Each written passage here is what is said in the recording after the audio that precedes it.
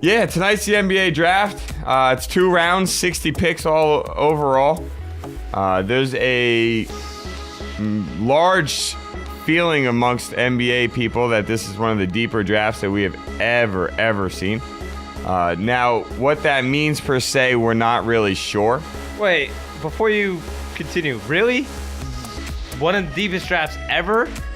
Really? To a lot of people, believe this is one of the deepest drafts ever. I can't believe that. I'm sorry. I believe back in the day when actually these superstars were staying in college for 4 years, I bet those drafts were a hell of a lot better than these drafts. But that's just me. That's me. I'm not an NBA expert. It's, you know what, though, that you have a very valid point. Because if you think about the past 10 years of basketball, how many great players have really come out of it. Yet if you go back to the, let's just say that anybody that was in college in the mid to late 70s, from that point on, they poured out guys for about 15 years. So I know what you're saying. Gummy changed his name, I think. Oh, okay. Gummy, actually, you know what we'll do?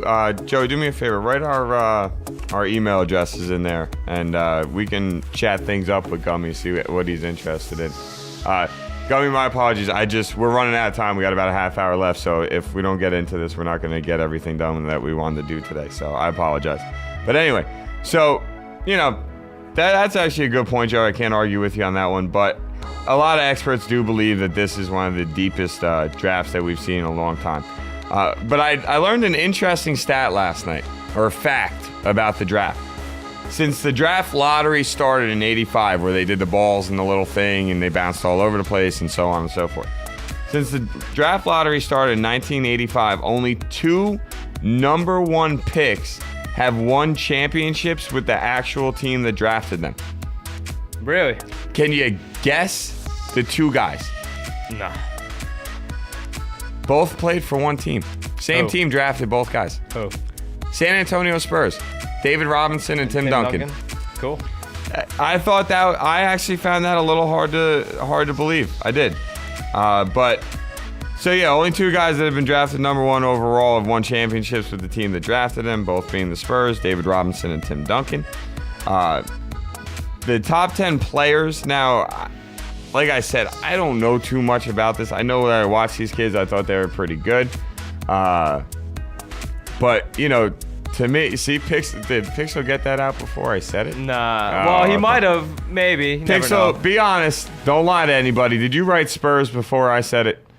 I'm dying to know. I'm dying to know. Because, Pixel, you're the kind of guy I wouldn't be surprised if you told me yes. I would. You seem to be on point every now and then, But while I wait for your response, what I will say is that the top 10 players, according to ESPN, is obviously, we all know Anthony Davis from Kentucky. Yes. Yeah, Michael Kidd-Gilchrist from Kentucky. Then this kid, Bradley Beal, who's drawing from Florida. Isn't he moving up the draft He's boards? moving quick. A lot of teams are considering him almost better than Kidd-Gilchrist because of offensively. Exactly. Kidd-Gilchrist isn't going to give you squat offensively right now. But if you're looking for a shutdown defender and effort, Kidd-Gilchrist is going to be really good. But this Bradley Beal kid, they were comparing him to Ray Allen. Now, we all know this is what these guys do every year. Oh, he's like this guy. Oh, he's like that guy. Oh, he's like this guy. Look, Bradley Beal, from what they were showing, what I saw in the highlights and what I read about the kid, his numbers went up in I think he played 2 years of college in Florida. His numbers went up each year. He is a consistent shooter from long range. They have highlights of him galore hitting 3-pointers from behind the college line. So you got faith that the kid's going to be able to hit NBA threes.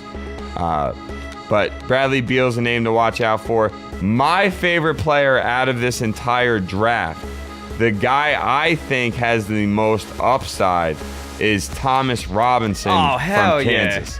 I agree. I think this kid is a freak. And I think with the right coaching, could turn into one of the best players to come out of this draft, if not the best. He's very physical, athletic. If he can develop a 15 to 8 foot jump shot, I think this kid could be a beast. So he's my favorite out of everybody. And 10 years from now, we'll look back and we'll see how right I was about how good he could be. Nah. That's the thing about basketball. You gotta realize this is not like it's more similar to baseball than football. It takes a couple years to really know what you're gonna get.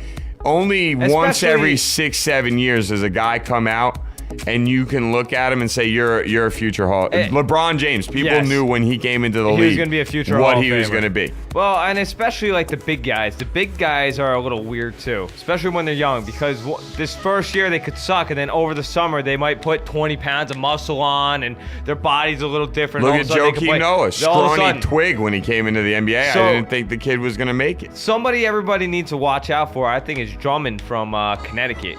Because he's going to get drafted probably top 10, but I don't think this year he's going to be all that effective. Maybe next year or the year after, though, I think he's going to get a lot better. They have him, ESPN has him ranked 5, Andre Drummond. Yeah. So I like Drummond a lot. Yeah. I think he's going to be very good. Anthony Davis, by far, is the best, though, prospect in this year's draft. Especially defense. He's a guy He's defensively, he'll step in and be able to do that right away. Correct. You gotta like... but Blake Griffin was not everybody knew what he was going to be. They thought he could just be rebounding and highlight plays. He's developing a game. Dwight Howard, yes, you knew he was going to be a freak. But you can go to the draft with Derrick Rose. People were saying Chicago should have went Michael Beasley over Derrick Rose. How many people are talking about Michael Beasley right now? You can go back to the Durant draft. Portland took Greg Oden over Kevin Durant. Well, we saw how well that worked out. 5 days a week, Monday through Friday, 10 a.m. to 12 p.m. Sports Zone. But, there's a... Dude, you know what? Guy said it perfectly on the mothership this morning when I was listening before we left. You do not know after you get past about 3 or 4, like the top 3 or 4 guys, it's all what the hell is going to happen? No, you don't. Not Stephen Curry. Who goes side by side with him? I can't remember off the top of my head right now. Never mind. I had a great point to back up what I wanted to say. There are numerous guys that start in the NBA right now that are really good, and they were second-round picks. Yeah. Okay? You don't know. You can't figure it out as fast as like the NFL, where in 2-3 years you know if a guy is cut to make it or not make it. Or where, to me, it's more similar to the other sports, where you got to give these players some time to learn and develop and adjust and give yourself a chance. If anybody wants to, feel free. You can go onto our fan page and post your predictions for the top 10 picks. That would be interesting to see how people think it might go. So where was I? Okay, yeah, Andre Drummond is ranked number 5. Dion Waiters from Syracuse, number 6. He could be a nice little option. Harrison Barnes from UNC. Both of those guys, Waiters and Barnes, both more offense than defense, and neither guy turned into what people thought they were going to turn into when they went to college. So we're not sure what they're going to turn into when they get to the NBA. I'm really hoping that I doubt Robinson's going to fall past 2 or 3, but imagine you can get Robinson on Cleveland with Kyrie Irving, or even Stu Barnes, or even Barnes with him. He would be a good fit. Cleveland's going to be okay, because Cleveland is also looking at could be getting Bradley Beal or Kid Gilchrist, and then you give yourself your set. You got your backcourt set. Yep. So I mean, I know what you're saying, though, because you'd like to have the point guard and then the big man and then fill in the other 3 pieces. Yes. But let's be honest, if you want to compete in the Eastern Conference, you have to match up with a 2-guard and a swingman small forward that likes to play point in LeBron James. It's that simple. If you want to be competitive in the East, you have to match up with LeBron James and the Miami Heat. No disrespect to my Chicago Bulls. We all know how much I love them. But especially this year, no Rose for at least the regular season. Not going to be able to do too much once the playoffs come. Anyway, so then Dion Waiters, Harrison Barnes, Damian Lillard from Weber State. I actually don't even know who this guy is. I apologize, but I don't. John Henson from UNC. I'm a big fan of him. Yeah. Big guy that can hit a 10 to 15 foot jumper. And then they round off their top 10 with Terrence Jones from Kentucky. This could actually be the first time where 2-3 schools dominate the first round. The entire first round between Kentucky and Kansas and UNC. But we'll see what happens. while we're speaking about this, though, I had to put this in. Last night, right, I'm doing my notes for the draft, and they have on a Sports Nation poll for, the NBA draft. And the options were this, okay? How much of the NBA draft do you really plan on watching? And the options were just the top picks, all the lottery picks, which would be 1 through 14, the first round, into the second round, or won't be watching at all. So I voted and I picked I'll watch all the first round. And there was over 29,000 votes, including my vote, submitted. Okay. Now can you guess on what was the most dominant option? I'll say it one more time. Just the top picks, the lottery picks, the first round, into the second round, or won't be watching at all? Won't be watching at all because nobody cares about the NBA draft. Over 50% out of 29,000+ people put I won't be watching at all. Because nobody cares about the NBA. Nobody cares about the NBA draft. Nobody cares about the MLB draft, the NBA draft. It's the NFL draft that everybody cares about. And that is strictly because of the NFL draft. You expect those first round guys to go and play immediately. NBA draft, yeah, you expect your lottery picks, maybe your top picks to make it. I'll watch the first round because my Bulls don't draft till 29. Out of 30, they don't draft till 29. So for me, I have to see some of this because I want to know what my Bulls are going to add to the team. I want to know what they decide, how they're going to go about it. I love my Bulls too much not to look at it. So yeah. That's pretty much my, so look out for a lot of trades. That was the other stuff I wanted to just mention. I think there's going to be a lot of trades as well. But the big question is, does Dwight get traded tonight? Do the Houston Rockets pull the deal off where they can trade Kyle Lowry for a top 10 pick and somehow convince Orlando to give him Dwight? I actually wrote a blog about this yesterday on our website. This is sportszone.com. And if in the blog or article I wrote, I pretty much pointed out how even if the Rockets want to do it, I think it's just a bad idea. Dwight doesn't want to be there, so you're sacrificing a whole bunch of stuff to get a guy that's not going to sign a contract extension with you. So at best you get him for a year, or best case scenario you use him to trade for other stuff. But let's be honest, I mean, you have 3 first-round draft picks in what people are saying is one of the deepest drafts ever. You have a team that finished only 3 games out of the playoffs this year. So why not add some solid depth? You want to trade up, trade up. Yep. But don't trade it away to go get some guy that doesn't want to be on your team. I agree with that. Let Dwight Howard go to the Nets. Let him go. Let him go. Let Orlando. Let him be their problem. To me, that is. I like how you're thinking right now, Dave. Let him be their problem. If I'm Houston, I'm saying I got 3 draft picks. They now have the number 12 pick. They added Sean Livingston, who's actually a decent role player, averaged double digits the last 3 years, and then 2 guys that probably won't even be on their team by the end of the year. They traded away the 14th pick and Samuel Dallenberg. Now their problem is now they don't have a center. By trading Dallenberg, they lose their starting center, but I don't think it makes any sense to trade in and go get Dwight Howard. Jen writes in the chat room, that's what she does with her men too. She trades up. All right, Jen, nice. Nice little one-liner there, Jen. I like that. That was good. So I think the Rockets shouldn't do it. I think if anything, you trade up and you try to get higher draft picks to get guys that are more likely to be very good. But I think 3 first-round draft picks. And they're going to have a hell of a lot of cap room, too. Yeah, 3 first-round draft picks, man. I really think that's the way to go. Exactly. Take advantage. Build some depth to your team. You got Luis Scola. He's a solid player. Kyle Lowry. You can build around these guys and make a good team. Look at what Denver did with no superstars. Let's be honest here.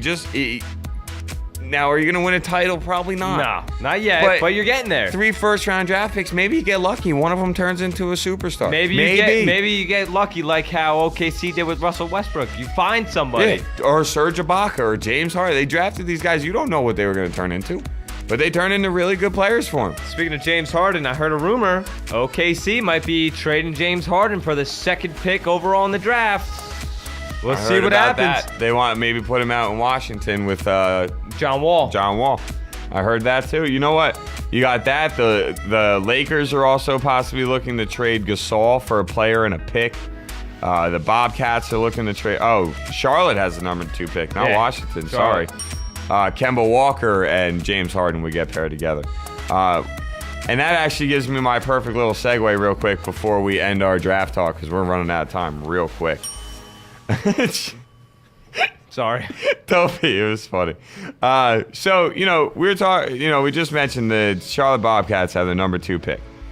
This now gives Michael Jordan, this will be his 6th lottery pick since being an owner of the Charlotte Bobcats. 6 lottery picks, and after that, you still set the record for the worst win percentage in NBA history. Oh, my goodness.